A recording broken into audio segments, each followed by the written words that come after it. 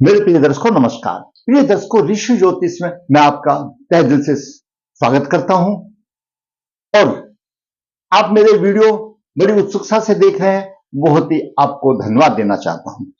जैसा कि आपको मालूम है, ऋषि ज्योतिष वास्तविक कुंडली में जो आपको परेशानी आ रही है उसके ऊपर वीडियो बना करके आपका मार्गदर्शन कर सकता है। किसी एक परेशानी के लिए लगन कुंडली से वीडियो बनाना आसान है, तो बाकी तो वीडियो बहुत लंबा हो जाता है। आप लोगों में से ही किसी कुंडली मैं कहता हूं, आप लिख दीजिए कमेंट्स बॉक्स में कोई भी एक परेशानी जो आ रही है उसके ऊपर लेके आपका जब नंबर आएगा मैं अवश्य वीडियो बनाकर मार्गदर्शन करूंगा। दर्शकों, आज के वीडियो में एक जातक का प्रश्न आया है कि गुरु जी, मैं परिश्रम तो बहुत करता हूं लेकिन मुझे अपने व्यवसाय में परिश्रम के अनुपात में लाभ नहीं मिल पाता, क्या कारण है? और यह भी बताएं कि मेरी शादी होगी कि नहीं होगी। दोनों का संबंध कुंडली में एक दूसरे से जुड़ा हुआ है। कैसे जुड़ा हुआ है अभी हम बताते हैं। ये कुंडली के 12 खाने हैं। ये लगन लगने स्वयं का प्रतिनिधि है। द्वितीय भाव धन का, कुटुंब का भाव, तृतीय भाव पराक्रम का, चतुर्थ भाव घरेलू मकान भूमि आदि का, पंचम भाव भूमि विद्या का, छठा भाव रोग ऋण का, शत्रु का, सप्तम भाव जीवन साथी का है और व्यवसाय का भी भाव है। अष्टम भाव आयु का, नवम भाव भाग्य का भाव है और दसम भाव सम्मान का है, व्यवसाय का है, सरकार है, उच्च पद पर ले जाने वाला भाव है, व्यवसाय की उन्नति का भाव है। एकादश भाव इच्छा पूर्ति का भाव है, आमदनी का भाव है, बड़े भाई का भाव है। वहीं पर द्वादश भाव दंड का भाव है, विदेश का भाव है, सेवा सुख का भाव है, खर्चे का भाव है। तो व्यवसाय में प्रतिष्ठा दसम भाव देगा, नौकरी में प्रतिष्ठा दसम भाव देगा। दर्शकों, भावतम के सिद्धांत के अनुसार दसम से दसम सप्तम भाव पड़ता है। अगर कोई व्यवसाय हम देखना चाहते हैं या उसकी कोई तरक्की देखना चाहते हैं तो दसम भाव के साथ साथ सप्तम भाव पर भी नजर डालना बहुत ही आवश्यक है। और सप्तम भाव जीवन साथी का भाव है, विवाह का भाव है। इसलिए मैंने आपको बताया दोनों एक दूसरे से मिल रहे थे। तो भावतम सिद्धांत पर दसम भाव और सप्तम भाव क्या कहते हैं जातक के, और वही जातक का प्रश्न है, विचार करेंगे। दर्शकों, जातक का जन्म 26 अगस्त 1992 कृष्ण पक्ष त्रयोदशी पुष्य चरण 4 बुधवार को हुआ। जन्म के समय पर धनु लगन उदय हुआ। धनु लगन के 5 डिग्री है, राहु 3 डिग्री 25 मिनट लेकर के विराजमान है। द्वितीय भाव में शनि 19 डिग्री लेकर के 59 मिनट तकरीबन 20 डिग्री के शनि वक्री है। छठे भाव में मंगल 26 डिग्री लेकर के विराजमान है। मंगल पंचम भाव का स्वामी, द्वादश भाव का स्वामी है।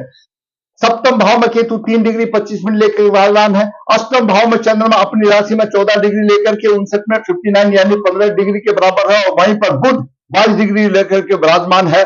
बुध सप्तम भाव का स्वामी है और दसम भाव का स्वामी है। नवम भाव में सूर्य 9 डिग्री 37 मिनट, वहीं पर गुरु 26 डिग्री और शुक्र 29 डिग्री 44 मिनट से लेकर के विराजमान है। यह ग्रहों की स्थिति रही।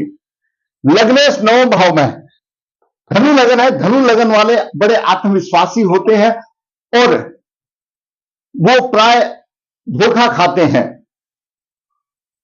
धनु लगन वाले प्राय धोखा उनको खाना पड़ता है, क्योंकि सहज ही वो लोगों पर विश्वास कर लेते हैं, परंतु आत्मविश्वासी होते हैं और भगवान के लिए श्रद्धा के पात्र बनते हैं। वो आसक्त है, भगवान के प्रति आसक्त कहा जाता है। लगन का स्वामी गुरु नवम भाव में है, अच्छी स्थान पर है, लेकिन फायदा कुछ नहीं हुआ दर्शकों, क्योंकि लगन के उदय 5 डिग्री है और गुरु के 26 डिग्री है, 21 डिग्री का फर्क है। गुरु मृत अवस्था में है, क्योंकि जब लगन उदय हो रहा था उस टाइम पर तो गुरु का पता ही नहीं, 21 डिग्री का फर्क है। यहां पर कहने की बात यह है, गुरु प्रभावहीन है और गुरु लग्नेश है। सप्तमें 10वें बुध अष्टम भाव में, सप्तम भाव का स्वामी और दसम भाव का स्वामी बुध है और बुध केंद्रापति दोषी है और बुध का केंद्रापति दोष भंग नहीं हो रहा और बुध अष्टम भाव में है। बात करते हैं पहले सप्तम भाव की। सप्तम भाव सप्तमें बुध अष्टम भाव में है, विवाह में भी बाधा आ गई। दसम भाव का स्वामी अगर अष्टम भाव में हो तो हमारा ज्योतिष शास्त्र यह कहता है पूर्व जन्म के पाप कर्मों के परिणाम स्वरूप दसम भाव की स्थिति अष्टम भाव में आती है। और अष्टम भाव में अगर दसम भाव हो, साथ साथ वह अष्टमेश के प्रभाव में भी हो, तो प्रेत योग बन जाता है। यह हमने अपने अनुभव में देखा है। ऐसे जातकों के कोई पूर्वज प्रेत योनि में होते हैं, जब पूजाएं की हैं तो प्रकट हो जाते हैं। तो दसम भाव का स्वामी अष्टम भाव में आ गया, अष्टमेश के साथ है, 8 ही डिग्री का फर्क है, पूर्ण रूप से प्रेत योग बन रहा है और व्यवसाय की हानि हो रही है, क्योंकि अष्टम भाव में चला गया, दसम भाव का स्वामी अष्टम भाव में चला गया, व्यवसाय की हानि हो रही है और अष्टमेश के भी प्रभाव में है, तो और व्यवसाय में परेशानी आ गई, प्रेत योग बन गया।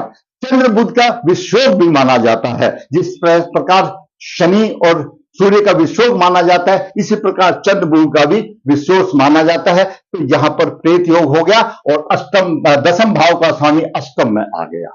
दूसरी तरफ सप्तम भाव का स्वामी अष्टम में आ गया। सप्तम भाव जैसे मैंने बताया दसम भाव से दसम है, भावतक के सिद्धांत पर सप्तम भाव भी मजबूत होना चाहिए। सप्तम भाव भी व्यापार व्यवसाय का है और अष्टम में चला गया और बुध के नरपति दोषी हो गया, तो व्यवसाय कमजोर होने का कारण बता दिया। व्यवसाय कमजोर होने का एक कारण है। आगे बढ़ते हैं। सप्तमे 10वें बुध अष्टम भाव में अष्टमेश के साथ है, प्रेत योग हो गया और केंद्राधिपति दोषी है, व्यवसाय व्यापार में कमजोरी आ गई। चंद्रमा से सप्तम शनि वक्री है। दर्शकों, चंद्रमा से या शुक्र से या लग्नेश से कोई भी ग्रह जो वक्री होता है तो विवाह में प्रबल बाधाएं आती है और कुंवारा भी रह जाता है। और चंद्रमा से सप्तम वक्री शनि है, चंद्रमा से सप्तम वक्री शनि है। चंद्रमा मन का कारक है और चंद्रमा जहां होता है वहां पर भी एक लगन है, चंद्र लगन भी माना जाता है। तो शनि का चंद्रमा पर प्रभाव है और शनि वैराग्य चाहता है, उसको पीछे धकेलता है। वैराग्य का मतलब है उसको सांसारिक जीवन से मैं उसको नहीं मिलने देता, यानी विवाह की प्रबल बाधा आ जाती है। चंद्रमा से सप्तम वक्री ग्रह भी हो गया और चंद्रमा से सप्तम शनि भी, विवाह की बाधाएं आ जाती हैं। शुक्र पुरुष जातक के लिए विवाह का कारक है। दोस्तों, शुक्र धनु लगन के लिए अकारक है। देखिए, ग्रहों के 2-3 प्रकार से बल होते हैं। एक तो नैसर्गिक शुभ ग्रह होता है, एक कुंडली की रचना के आधार पर शुभ या अशुभ होता है। कुंडली की रचना के आधार पर शुक्र अकारक ग्रह है, तो छठे भाव का स्वामी है और छठे से छठा एकादश भाव का स्वामी है। धनु लगन के लिए अकारक है, परम पापी है। लेकिन ऐसा नहीं है, वो शुक्र शुभ ग्रह है और विवाह का कारक है। मृत अवस्था में है, शुक्र भी मृत अवस्था में है तो विवाह में भी परेशानी देगा, दाम्पत्य सुख में भी परेशानी देगा।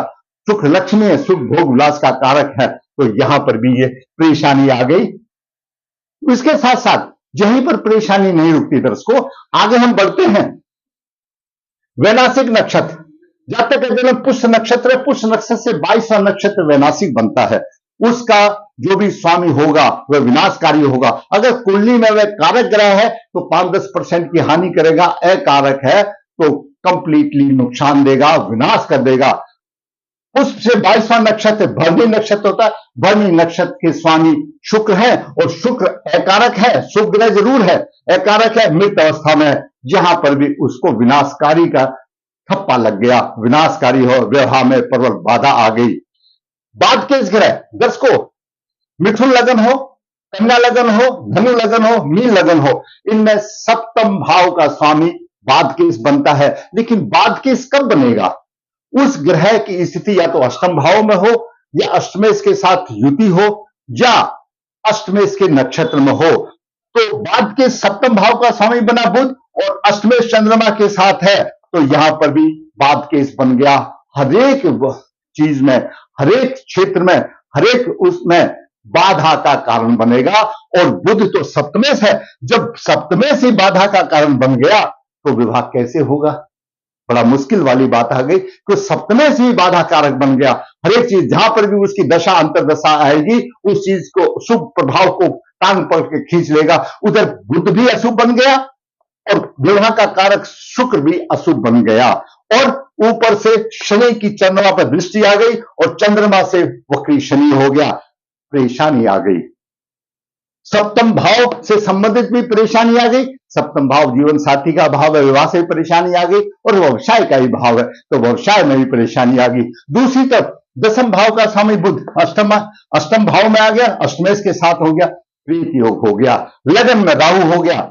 सिद्धांत के मुताबिक लग्नेश भी राहु जैसा प्रभाव देता है। तो दर्शकों, लगन में राहु, सप्तम में केतु, ग्रहों की किसी कोई भी हो, काल सर्प योग भी माना जाता है। तो ऐसे जातक को मैंने आपको बता दिया, व्यवसाय में परेशानी का कारण बता दिया, और साथ साथ क्योंकि दसम से दसम सप्तम भाव है, वो सप्तम भाव विवाह का भी भाव है, तो सप्तम भाव में भी परेशानी आ गई। तो इस कारण जातक का व्यवसाय भी लड़खड़ाता है, परिश्रम अधिक करना पड़ता है, और फायदा कम मिलता है, उसको मूल्य कम मिलता है, और विवाह में भी प्रबल बाधा आ गई, और ये समस्याएं आ रही हैं।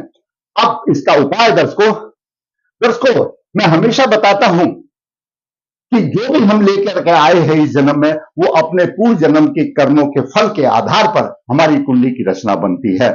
उन कर्मों के प्रति आप प्रायश्चित करना अनिवार्य है। प्रायश्चित करें। बुध केंद्रापति दोषी है, बुध दोनों भावों का स्वामी है, सप्तम भाव का भी दसम भाव का भी स्वामी है।